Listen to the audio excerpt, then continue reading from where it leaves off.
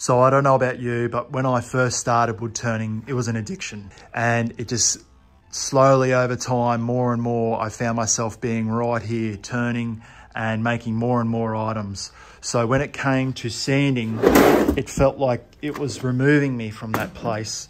And I soon found that sanding was an arduous task and I didn't enjoy it. And I didn't really have any clear objectives as to why I was doing it.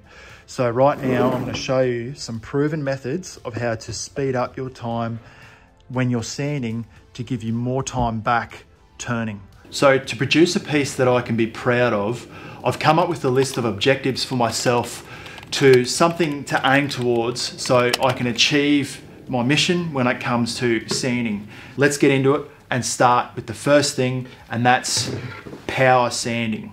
Throughout the video, I'm going to show you the pros and cons of everything that I use, because there is benefits to using different items, but there's also setbacks that can hamper your progression when you are sanding. And especially when I was learning, I had many setbacks. So first of all, power sanding. This is a Makita hammer drill as well. It's got the hammer option, and the model number is HP1631 for my military and police officers out there. Hotel Papa 1631, and feels good doing a bit of phonetic alphabet. But this is a drill that I just bought. It was a cheap option from the hardware store, and I'm not sponsored by anything in this video. This is purely coming from my standpoint and what I've learned through watching other professional wood turners. There's no sponsorship deals or anything. This is just what I use and what I found effective.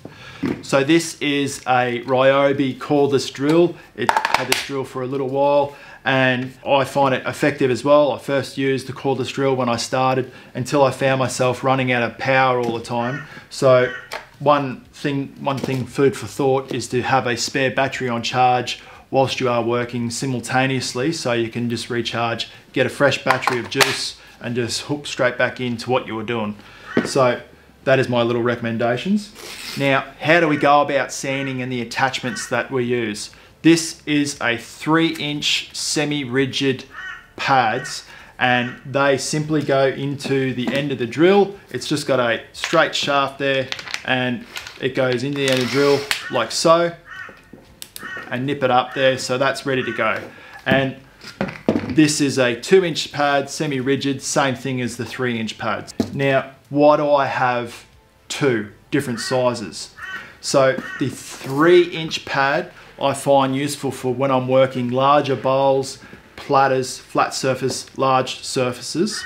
And I find it really nice when I'm coming around to the back of the bowl and I can reach around nice and easily and work my way around. And the 2-inch I find very effective when I've got smaller bowls and I can get in really tight around the corners. So the pros and cons of power sanding. First thing is that it will remove the timber extremely quickly and very effectively.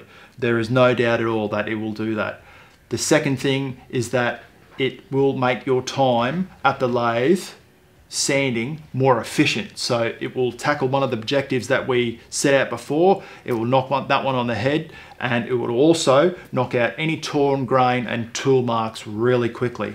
It's also super effective when you've got really punky timber that's really flaky and it keeps flicking up, but the power sanding sorts it out really quickly. So the cons of power sanding: it can leave scratch marks that, if you're not careful, it can leave deep scratch marks, and also it can remove detail very quickly as well. So just be mindful of that, especially when you come around to the front and you can easily roll. You can roll that edge that you put all that time and effort to when you're trimming to get it nice and flat or angled, whatever you want it to do, and you can ruin it you can ruin a day pretty quickly. Also, this can be an expensive venture when you're first starting out. So buying a drill, especially a right angle drill, you might see a lot of professional wood turners using the right angle drill.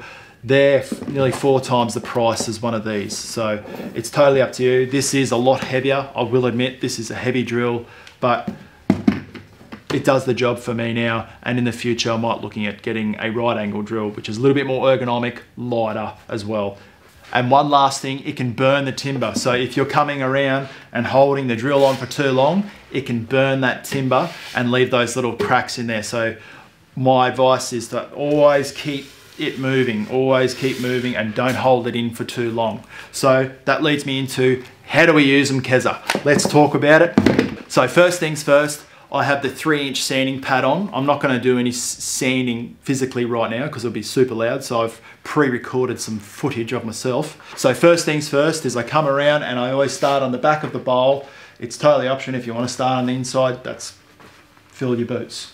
But I start on the back of the bowl, and how I go about it is I just switch hands. So it brings me closer to the bowl, and it also allows the tool to be nice and close into my body, so I've got full control over that drill at all times. I hold the tool at an angle when I'm presenting it to the turning piece. When it is turning, they run in opposites, or the project is moving in opposite direction as your drill. So clockwise, drill, anti-clockwise.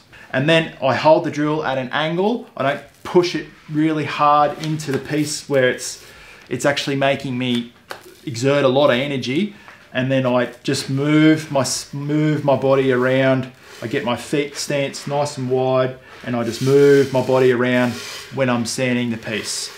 And now when it comes up to the rim, I can flatten out the face of the pad onto the bowl slightly. I don't flatten it fully. I come up to the rim and I flatten it slightly, and then I'm done. When it comes to the inside of the bowl, and we're still power sanding with the 3-inch attachment, before I even start on this larger bowl, if it was a smaller bowl, I would simply switch to the 2-inch attachment. So this is what I mean by smaller bowl. If I was to switch to a 2-inch pad, this bowl here is 210 mil, and this bowl here is 375 mil. So that's why I would switch to the 2-inch if I was sanding a bowl this size. So before I even start sanding the inside of the bowl, the first thing I always identify, and where I find most of the torn grain, is in the end grain of the bowl. So this here and this here is the end grain, and what I find, it's always located down here for myself and on this side. So I come around here and I lock my lathe. I'll start sanding the inside of this bowl, and I do it ever so lightly. I just sand the end grain like this, and then once it's done, I grab the top, rotate it around, and then do the same on the opposite side on that end grain there. Now, one little trick that I've learned in how to identify any torn grain and tool marks to achieve our objective is to use compressed air, your suction, or use your shop vac with the soft bristles on it, and blow out that end grain in and around your bowl, and you'll be able to get in there. So I come in and I can identify torn grain. I can also see scratch marks that was left from the previous grit, so I'll need to remove that as well. Now that that's done, I'll come back and hit that a little bit more to remove a little bit more of that end grain. Once I'm done with the end grain, I flick the lathe lock off, and then I start the lathe, and I have it running between 600 to 700 RPM. I have the drill close to my side. I lean onto the side of the lathe like so with my hip, and then I start sanding.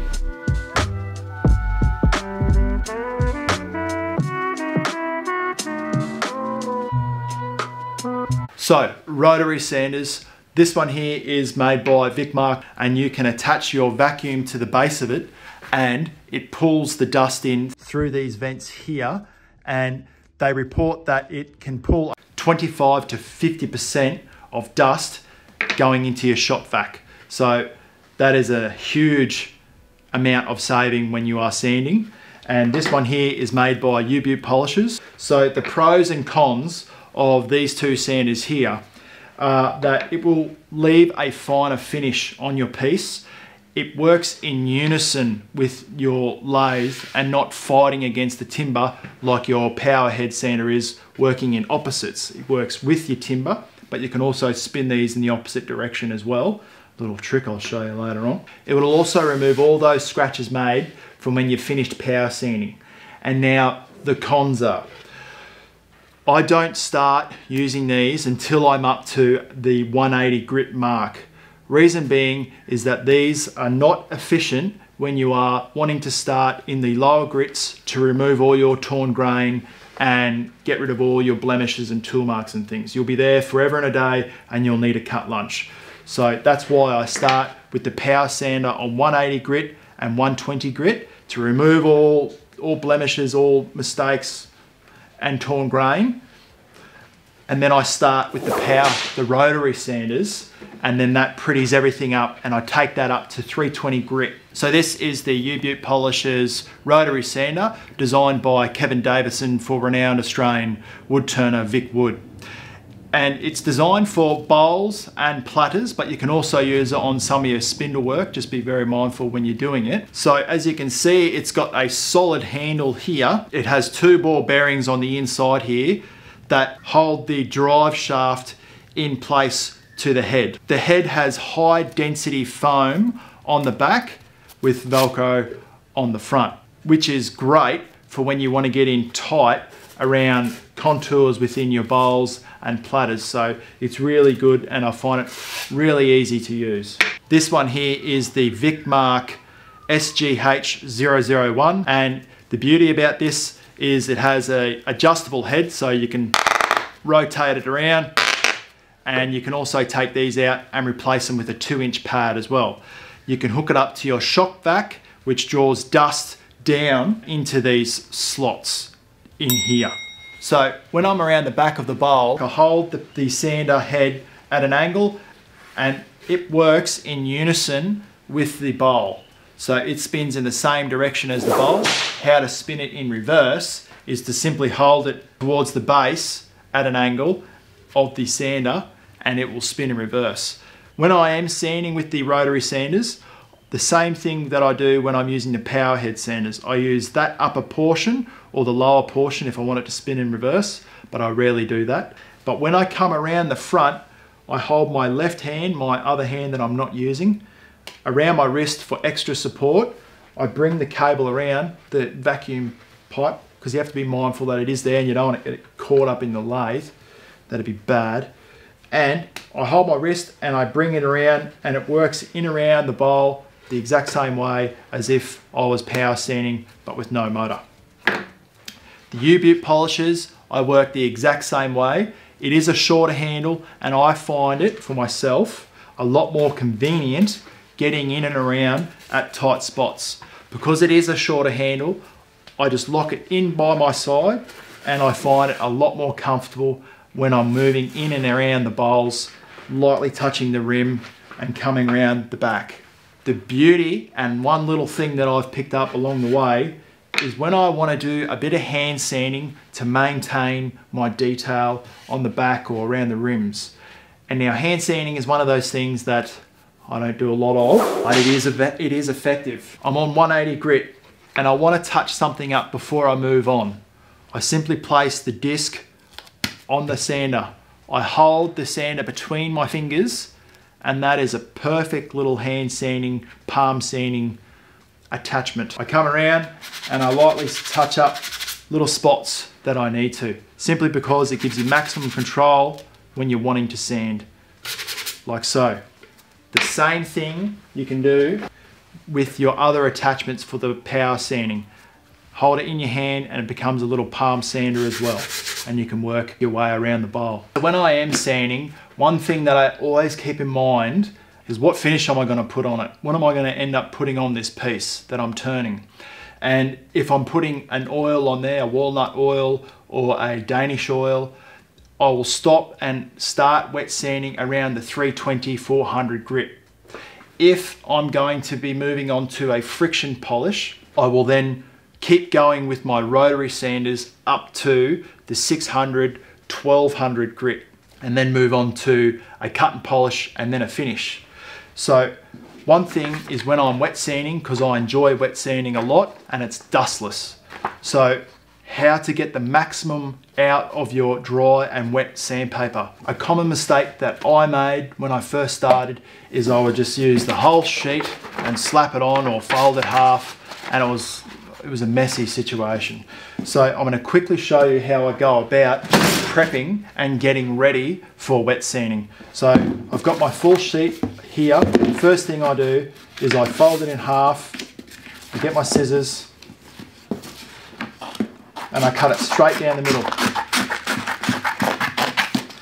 And I never got the award for colouring in between the lines or cutting at school, as you can see. So I've got this piece of sandpaper here. I then fold it over itself and then go lengthways down like so. So that there, and then I've got the cross. I get my trusty old scissors back and then cut down the length of the sandpaper like that. I then fold one of the tabs over itself, fold it in, and then the other tab then goes over the top of itself like so. And that allows you to get the maximum abrasive out of your paper without scratching the inside, and you go to use the inside and there's no abrasive left. And if you want to learn how I use wet and dry sandpaper, hit that little video there, and I use Danish oil, and it gives a watertight, hard, beautiful finish on your wood turning pieces. So I'll see you over there. Cheers guys, I will see you and talk to you all directly. Bye.